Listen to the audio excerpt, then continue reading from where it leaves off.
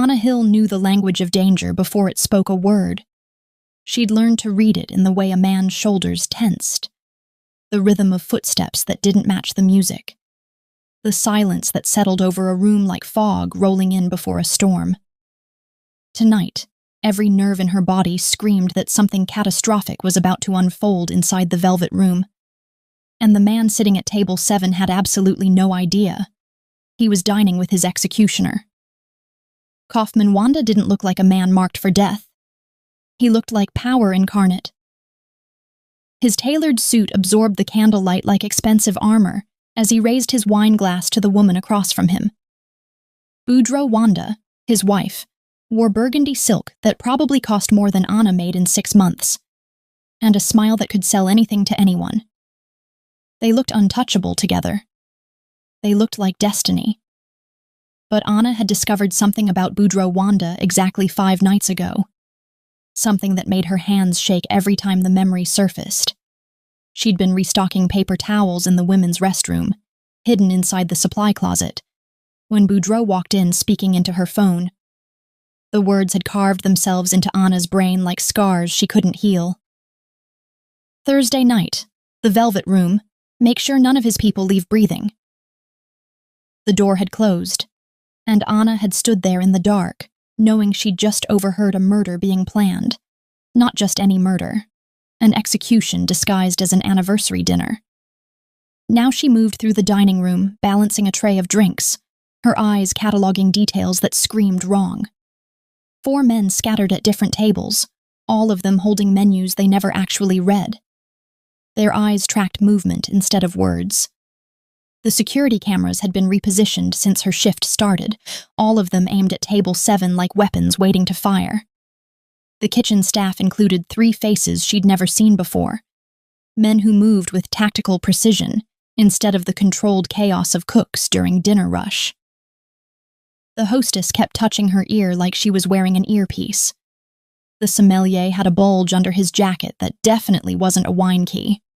This was an ambush, a meticulously orchestrated kill box, and Kaufman Wanda was sitting in the center of it, completely unaware, because the woman he trusted most had choreographed every second of his annihilation. Anna approached table 7 carrying Kaufman's whiskey, her pulse thundering so violently she was certain everyone could hear it. She was a waitress, a ghost in a white apron. She had no business throwing herself into whatever deadly game these people played. Her father needed her alive and working, not dead in a morgue because she couldn't stay invisible. But her hand was already moving. Slipping the folded receipt under Kaufman's glass, and she set it down with practiced smoothness. "Your Manhattan, sir." Her voice came out steady, though her entire nervous system was screaming. Kaufman's eyes lifted to her face. They were dark and sharp, and cut through pretense like scalpels. For a heartbeat, she thought he might ignore the receipt entirely. Might leave it there and die in the next 10 minutes because she wasn't important enough to listen to. Then his fingers moved. Casual, unhurried. Unfolding the paper beneath the table's edge where Boudreaux couldn't see. 6 words. That's all she'd managed to write. 6 words that would either save his life or guarantee her death. Your wife set a trap. Leave now. Something shifted in Kaufman's expression. Not fear, not shock. Something far more lethal. The civilized businessman vanished, and the predator beneath looked around the restaurant with Hunter's eyes. He saw what Anna had seen. The fake diners with their too perfect positions. The cameras. The staff who moved like soldiers instead of servers. His gaze drifted back to Boudreaux, who was talking about their vacation plans, her performance absolutely flawless. Kaufman wiped his mouth with his napkin, every movement controlled and deliberate. He stood, extended his hand to Boudreaux with a perfect smile. "Excuse me, darling. Quick business call. You know how these things are." He walked toward the kitchen. Not the front door, not the bathroom. The kitchen. Within 45 seconds, the world detonated. Men Anna hadn't even registered as threats suddenly had guns drawn. The fake diners were pulling badges from their jackets, revealing themselves as federal agents. The doors exploded inward, and more armed agents flooded in, voices barking commands that transformed the elegant restaurant into a war zone. And Boudreaux was screaming, her performance pivoting seamlessly to terrified victim, hands raised as though she needed protection from the very rage she had engineered down to the second. But Anna saw the instant Boudreaux's eyes locked onto her, saw the precise moment recognition crystallized into understanding, saw the beautiful mask crack open to reveal rage so pure it looked inhuman. A hand clamped around Anna's wrist and yanked her backward through the kitchen doors. Kaufman moved like controlled violence, pulling her past shouting chefs and armed men who seemed to materialize from nowhere. They crashed through the back exit into the alley, where cold night air hit her lungs like ice water. Kaufman spun her against the brick wall, not brutally, but not gently. One hand braced beside her head, his face inches from hers. "Talk. Right now. Everything." The words tumbled out. The bathroom conversation 5 nights ago. The suspicious changes in the restaurant tonight. The federal agents disguised as customers. Every detail she'd noticed and feared. Kaufman's expression grew colder with each sentence until he looked carved from stone. "Boudreaux didn't set a trap just for me," he said, voice deadly quiet. "She orchestrated this for my entire organization. I was the bait to draw everyone here. My lieutenants were the real targets, a coordinated takedown seconds from happening." His jaw clenched. "You didn't just save my life, you saved my empire." A red dot appeared on Anna's chest, a tiny laser point that meant death had found her anyway. The sight tracked upward toward her heart, and Anna's mind screamed, "Move," but her body locked up because this was how her story ended. Shot in an alley for trying to help. Kaufman's body slammed into hers, tackling her behind a delivery van as a gunshot cracked through the night. The bullet sparked off brick where her head had been a heartbeat before. Anna's ears rang, her vision blurred.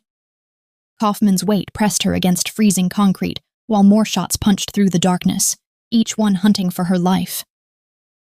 "They're not shooting at me," Kaufman said into her ear, his breath hot against her skin. "They're shooting at you. Boudreaux's contingency plan. If I survive the raid, eliminate the witness who warned me." Another bullet shattered the van's side mirror above their heads. Glass rained down like deadly snow. Anna understood with terrible clarity that her life was over. She would either die tonight or spend the rest of her existence running from people who specialized in making problems disappear. There was no third option. No returning to her apartment and her father and her ordinary existence. That life had ended the moment she slipped Kaufman Wanda a warning. "Can you run?" Kaufman asked. "I don't have a choice." His smile was sharp as a knife edge. "Smart answer. Stay low, follow me." They ran. "Hey, if you're still watching, thank you so much. Please hit subscribe. It would truly change everything for me." The safe house shattered every expectation Anna had. She'd imagined something from crime movies. Dark rooms and cigar smoke and men in suits counting money. Instead, it looked like a Silicon Valley tech hub. All glass walls and computer arrays, and people working with surgical focus. Kaufman's inner circle assembled in a conference room with panoramic city views and security systems that probably cost more than Anna would earn in a lifetime. A man named Dominic, who moved like violence wrapped in expensive fabric, pulled up files on Boudreaux Wanda that made Anna's stomach drop. The real story emerged piece by poisonous piece, each revelation more devastating than the last. Boudreaux wasn't cooperating with federal agents, she was manipulating them. Her true loyalty belonged to the Castellano crime family, an organization Kaufman had nearly destroyed 3 years ago. But the darkest truth came last, delivered in Dominic's clinical tone while surveillance footage played on the screens. Boudreaux Wanda is the biological daughter of Antonio Castellano. She was positioned in Kaufman's path 6 years ago, Every conversation was scripted. Every intimate moment was performance.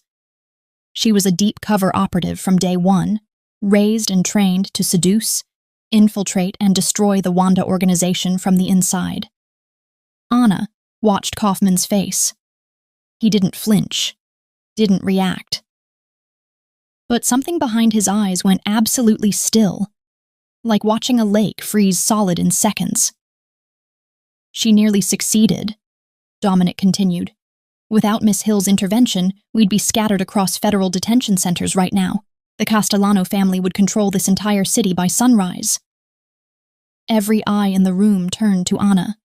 She felt examined, evaluated. These were dangerous people who solved problems with extreme prejudice, and she was a complication they hadn't planned for. Kaufman spoke first. You walk away. New identity, new city, new life, complete protection. My people handle every detail and you vanish like you never existed. It was generous. It was safe. It was exactly what any rational person would accept. Anna opened her mouth to say yes. Different words came out. 5 nights ago, Anna had been invisible in the worst possible way. She'd been restocking the luxury soap dispensers in the women's restroom, crouched behind the marble counter, when Boudreaux Wanda swept in. The woman hadn't even glanced around, hadn't checked the stalls. She'd simply pressed her phone to her ear and started talking. Thursday night, confirmed. Her voice had been ice and steel. The Velvet Room, table 7. I'll have him relaxed, vulnerable. Make sure the sweep is clean. No witnesses. None of his people walk out breathing. A pause. Then a laugh that made Anna's blood run cold. After tonight, the Wanda Empire belongs to us. The door had closed. Anna had stayed frozen behind that counter for 10 full minutes, her heart trying to punch through her ribs. Now, 5 nights later, it was Thursday. Table 7. And Anna was walking toward a man who had no idea he'd been marked for execution by his own wife. Her hands trembled as she lifted the whiskey from her tray. The folded receipt was already there, tucked against her palm. 6 words she'd written in the storage closet 20 minutes ago. Your wife set a trap. Leave now. She set the glass down with practiced precision. Let the receipt slide underneath with a motion she'd rehearsed in her mind 1,000 times. Your Manhattan, sir. Kaufman Wanda's eyes lifted to hers. Dark, calculating, seeing too much. Anna walked away on legs that barely held her weight. She'd just saved a killer's life. Or signed her own death warrant. Probably both. Anna made it 3 steps before she couldn't help herself. She glanced back. Kaufman's fingers had already found the receipt. He unfolded it beneath the table's edge with movements so casual they looked rehearsed. His face remained perfectly composed as he read. Smile still in place. Posture still relaxed. But something changed. It was subtle. The kind of shift you'd miss if you weren't watching for it. His shoulders rolled back slightly. His jaw set at a different angle. The businessman vanished and something far more dangerous took his place. A predator recognizing the scent of blood. He didn't look at Anna. Instead, his eyes swept the restaurant with new focus, cataloging, calculating, seeing what she'd seen. Then his hand moved, just a slight gesture toward his jacket pocket. A signal so small Anna almost missed it. But his men didn't. 2 of them stood immediately. Started moving toward exits with purpose. Kaufman wiped his mouth with his napkin. Stood with easy grace. Leaned down to kiss Boudreaux's cheek.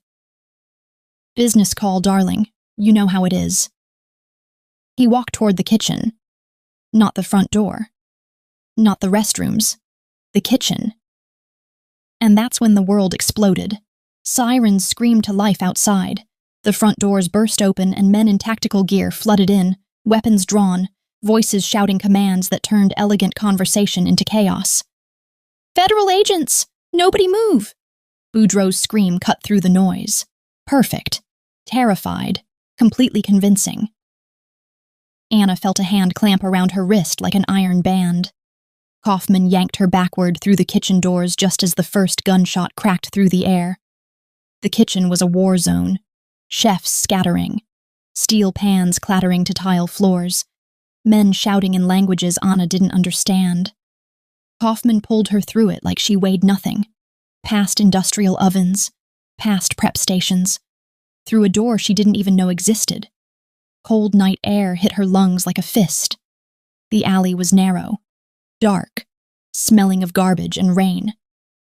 Kaufman spun her around and slammed her against the brick wall. Not brutal, but not gentle. One hand braced beside her head. His face inches from hers. Eyes like black ice. "Who are you? How did you know?" I heard her. 5 nights ago, in the bathroom. She was on the phone and what? You decided to play hero?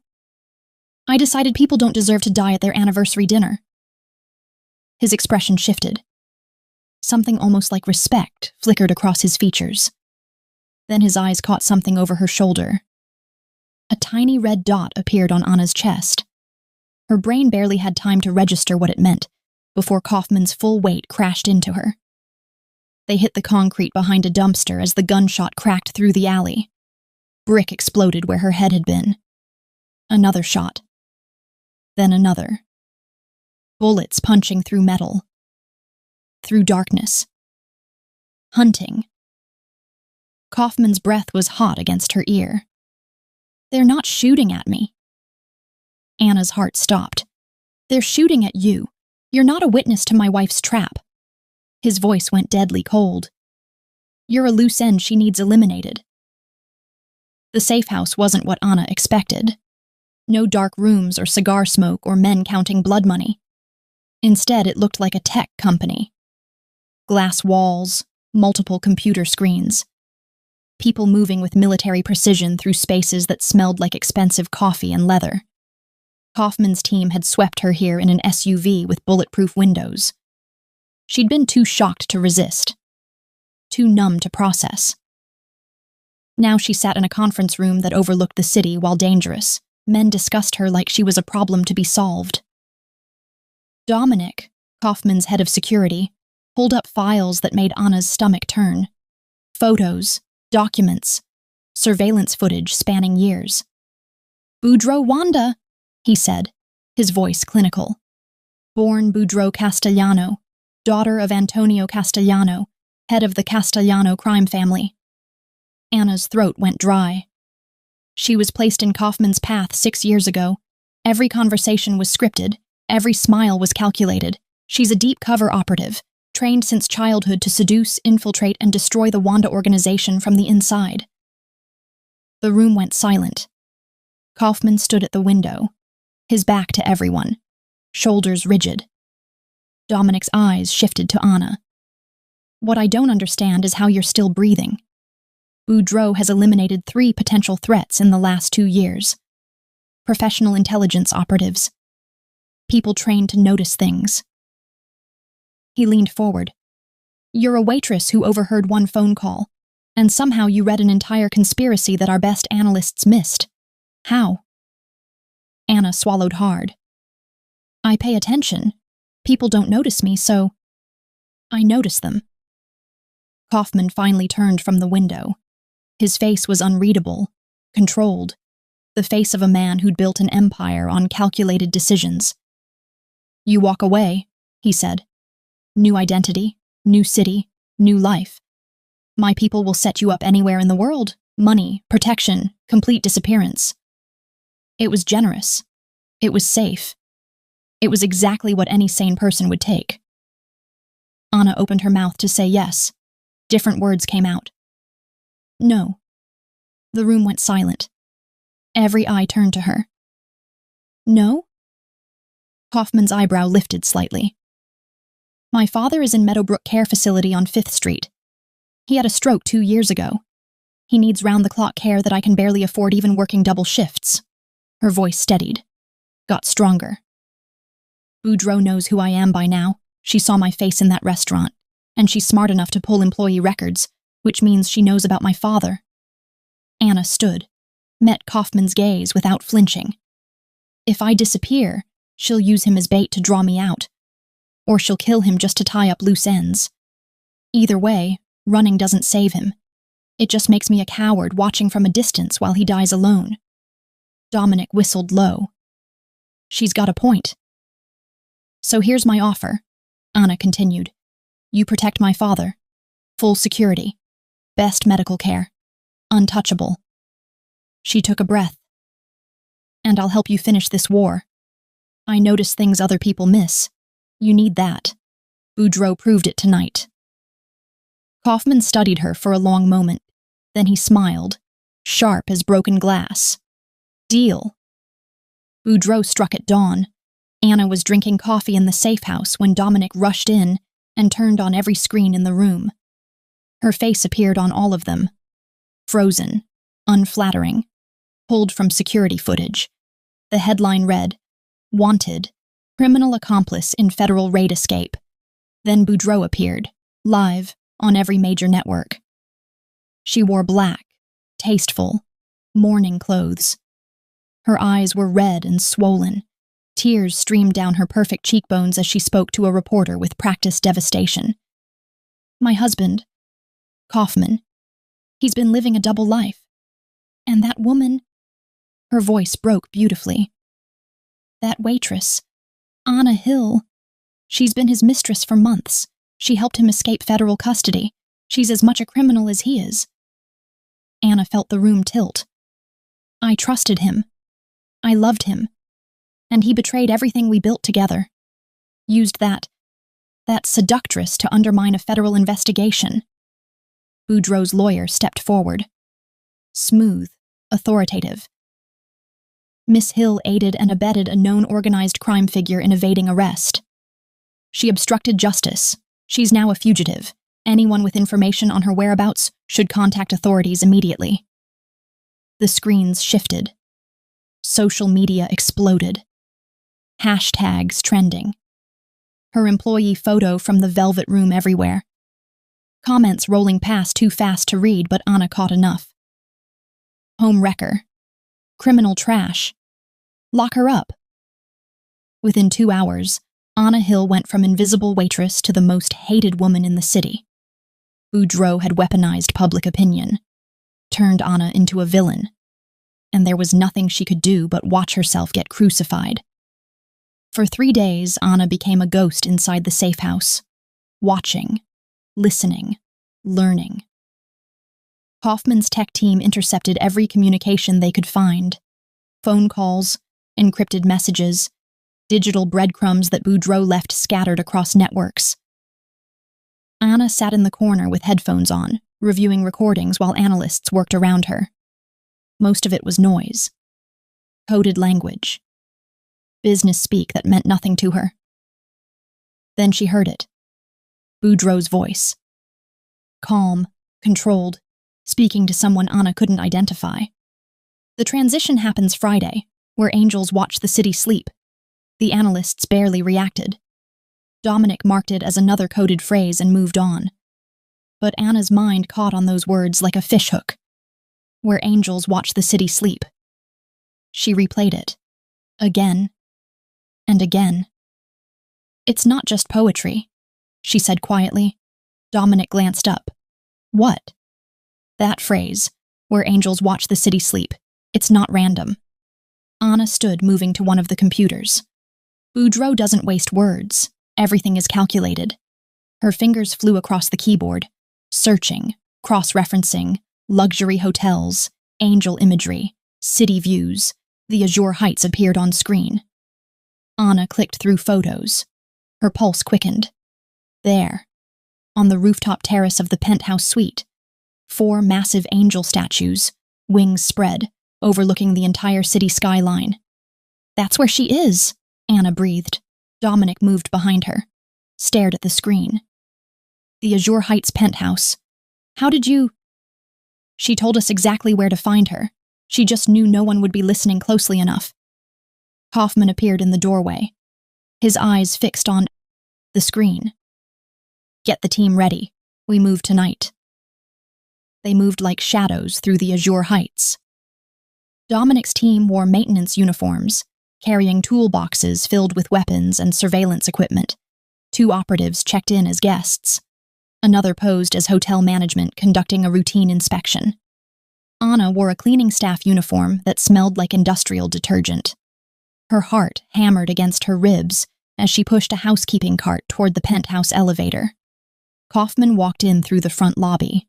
No disguise. Wearing a suit that cost more than most people's cars. Completely visible. Completely untouchable. The penthouse door gave way with barely a sound. Kaufman's tech specialist had disabled the electronic locks remotely. They slipped inside while Boudreaux's voice carried from the main room. The Wanda assets will be liquidated by Monday. Castellano family takes control of the distribution networks. My father gets what he's owed. Anna's hands trembled as she placed the micro cameras, one behind a vase, another in the decorative molding. Every word, every face, all being recorded. 4 men sat around Boudreaux, Castellano underbosses. Anna recognized 2 from Kaufman's briefing files. Then Kaufman stepped into the room. Boudreaux's face went white, then red, then cold as winter. You're supposed to be running, she said, and you're supposed to be my wife. She recovered quickly, smiled. I have insurance, darling. Video evidence of your crimes, bank records, witness testimony. You touch me and it all goes public. Kaufman pulled out his phone, pressed play. Boudreaux's voice filled the room, clear, unmistakable. The Moretti Empire dies with him. Every conversation, every conspiracy, weeks of recordings played back. Boudreaux's insurance policy crumbled to dust. Everything happened in heartbeats. Boudreaux's bodyguard, a mountain of muscle named Vince, lunged across the room. Not at Kaufman, at Anna. She was the weak link, the civilian, the easy target. Anna's hand found the champagne bottle on the side table. Her body moved before her brain caught up. She swung with every ounce of strength she possessed. Glass met skull with a sound like a gunshot. Vince dropped like a puppet with cut strings. The room went silent. Everyone stared at Anna, at the broken bottle in her shaking hand, at the bodyguard bleeding on imported marble. She stared too, shocked at what she'd just done. Anna. Kaufman's voice cut through the haze. He held out a tablet. It's time. The screen glowed with a single button.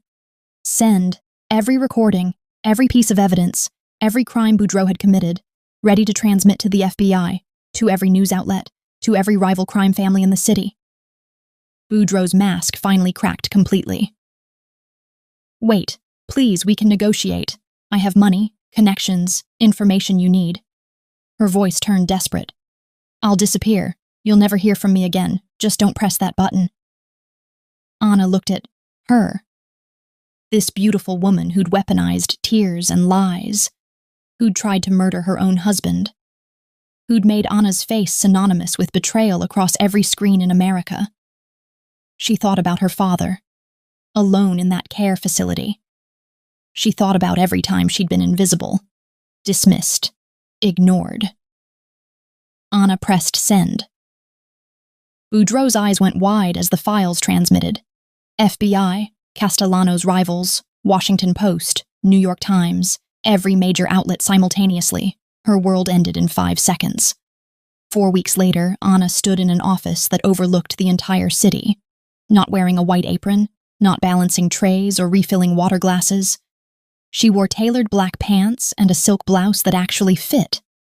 Her hair was pulled back professionally. Intelligence reports spread across the desk in front of her. Boudreaux Wanda sat in a federal detention center awaiting trial. The evidence had been overwhelming. Conspiracy, attempted murder, racketeering. She'd be lucky to see daylight before she was 70. Anna's father had been moved to the city's best private care facility. Round-the-clock medical staff, physical therapy, a room with windows that actually let in sunlight. He'd smiled when she visited yesterday. Really smiled. For the first time since the stroke. Kaufman entered carrying 2 glasses and a bottle of scotch that probably cost more than Anna used to make in a month. He poured, handed her one. "To invisibility," he said, raising his glass. Anna raised an eyebrow. "Invisibility was your armor," Kaufman continued. "It kept you safe, let you see things others missed, made you underestimate yourself." He smiled. "But visibility is your power." Anna looked out at the city, at the lights stretching to the horizon, at the world she'd saved by paying attention when no one else did. "You're not the waitress who sees everything anymore," Kaufman said quietly. "You're the strategist who changes everything." Anna took a sip of scotch. It burned, but it felt right. "I can work with that." Outside, the city glittered like diamonds. And for the first time in her life, Anna Hill felt seen.